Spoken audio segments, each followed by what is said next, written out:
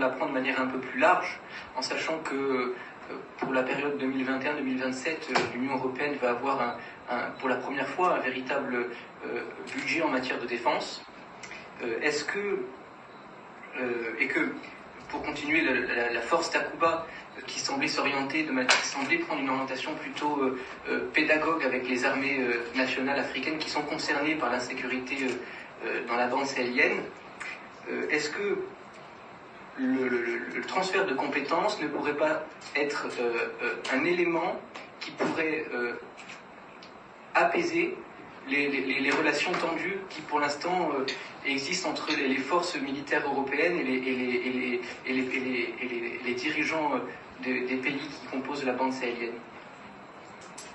Il y a vraiment plusieurs questions dans votre question. Et il y a plusieurs angles. Et c'est complexe, et peut-être inquiétant. Et c'est un militaire qui parle. Et je dis, la solution n'est pas sécuritaire. La défense est un moyen qui est au service d'eux. Et la question clé, c'est de remettre la prospérité, le développement économique en centrale. Et l'objet, par exemple, de cette étude que j'ai réalisée pour la Banque mondiale, dans le cadre pour le Sahel, c'est vraiment la question de la formation des militaires à ces questions-là, et du soutien et du partage de connaissances. Je vois au passage des gens qui me demandent des contacts. Dans la dernière diapositive, il y a mes coordonnées, je reste à la disposition des personnes pour en discuter. Mais je pense qu'on ne peut pas mêler Takuba à ce que vous dites. On est sur plusieurs niveaux, si vous voulez. Soit on s'occupe de sécurité et on résout, soit on parle de la question de l'eau. Moi, ce qui m'a intéressé et ce qui intéresse la Banque mondiale, c'est que nous sommes nombreux à penser que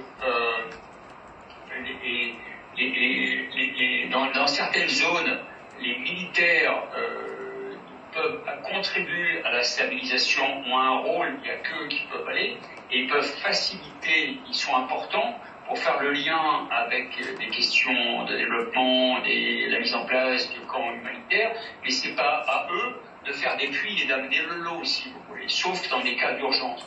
Donc, pour répondre à la question, le problème n'est pas, d'ailleurs, c'est pas tant un transfert de compétences. Le problème, c'est de rassembler la compétence. C'est comme l'information. L'information, c'est une information utile ou pas? Donc, est-ce que la compétence peut être utile? Et de quoi on a besoin? Aujourd'hui, on a besoin de créer une compétence d'architecte, d'intégrateur, de gens qui soient capables de faire le lien, de connaître suffisamment un peu le sujet au souterrain, suffisamment les questions de défense et sécurité, suffisamment les questions de développement pour prendre les bonnes décisions, se lancer dans les plans stratégiques. Je crois que vous avez évoqué le sujet dans les choses. Et pour avoir quelque chose qui soit cohérent et suivi et qui marque un progrès. Je ne sais pas si je me fais écho à votre question, mais comme étant pédagogue, je devine à travers ce que vous me dites, ce que vous essayez de chercher, mais je pense vraiment que même par exemple, quand on a parlé de stabilisation, j'en ai parlé rapidement, on a une mauvaise vision, il y a des termes qu'il faut revoir, de quoi, même le terme développement, cette séparation et tout. Et donc il y a vraiment un problème de sémantique, et je maintiens que si vous voulez penser différemment, je pense qu'il faut penser différemment pour un agir différent, et je pense que la gouvernance doit être beaucoup plus ambitieuse, et souvent la gouvernance est limitée à certaines parties. Et c'est pour ça que je pensais qu'une gouvernance centrée sur l'eau avait l'avantage d'avoir toutes les conséquences que d'ailleurs vous avez l'eau, la paix, et que l'eau est peut-être un facteur de paix, de réconciliation sociale, de stabilisation, à les effets secondaires, si vous voulez. Effectivement, par manque de connaissances, les déploiements, notamment de militaires africains parfois, peuvent se faire au détriment de populations. Moi, je ne souhaite pas porter de jugement, il ne m'appartient pas de porter de jugement. Mais former les militaires africains pour qu'il n'y ait pas, comme on dit dans le langage de l'ONU, do not harm, un impact négatif sur la population est une des premières réponses.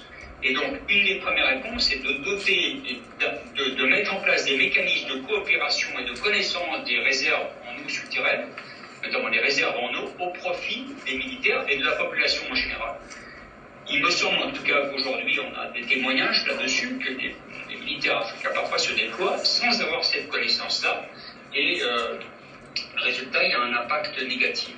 Et donc c'est toute la question de la mise à disposition de cette connaissance, de cette eau souterraine qui a une certaine disponibilité. On sait qu'il y a des zones de recharge et que c'est possible et que si on reste dans une certaine mesure, elle peut être exploitable et qu'il faut sortir de ce schéma où principalement les gens vivent en eau de surface. Donc je pense que la mise en place, on avait évoqué même la mise en place de gardes forestiers, oui, de rangers, de gens... mais encore une fois, tout est une question d'intégration, de faire comme une force intégrée. Mais ce n'est pas aux militaires de prendre en charge la question... de mettre en place la question de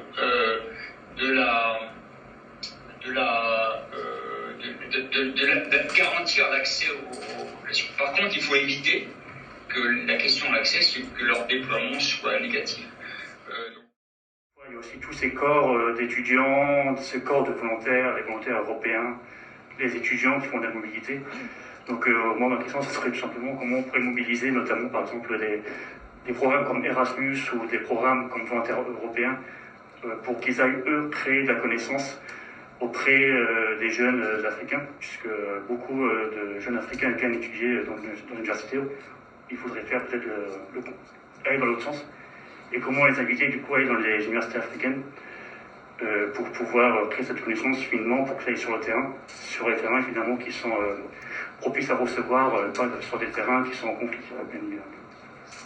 Une question assez simple. Oui, enfin, simple et complexe qui m'a motivé, qui m'a mobilisé au début quand j'ai pris des initiatives plutôt pour le Sahel. D'ailleurs, au passage, je ne peux pas vous envoyer, j'ai essayé de vous envoyer le diaporama sur le chat, mais je crois que les organisateurs pourront vous l'envoyer par la suite par mail. Je pense que il y a vraiment c'est une question de focus sur l'eau, le nombre d'hydrogéologues et d'offrir des débouchés aux gens et d'avoir une cohérence. On a plaidé pour plus de croisements, plus d'ouverture, plus de thésards, il y a vraiment un sujet, mais ça suppose qu'il y a un investissement qui soit fait au départ. Et il y a beaucoup de potentiel, mais malheureusement, l'effort, et c'est pour ça qu'il faut plaider, pour que c'est très bien que vous en parliez dans votre enceinte, c'est un effort qui doit être fait, une priorité, à mon avis, politique. Et je pense qu'il ne faut pas attendre la survie, d'être en état de survie pour s'intéresser à ces sujets-là. Je pense sincèrement que ce que vous dites, monsieur, si je pouvais, par exemple, asseoir des décideurs sur la question d'essayer de mettre en place dans un volet d'un plan stratégique sur le nombre de gens formés, de les accroître, d'avoir une possibilité d'accroître le nombre de gens que l'on pourrait former, ça permettrait de mettre en place un axe de progrès. Là, pour l'instant, c'est trop sporadique.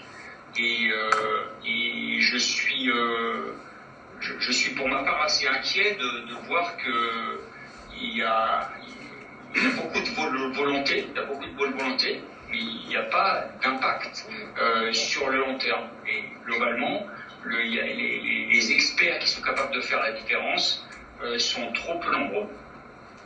Et j'ai répondu à votre question qui est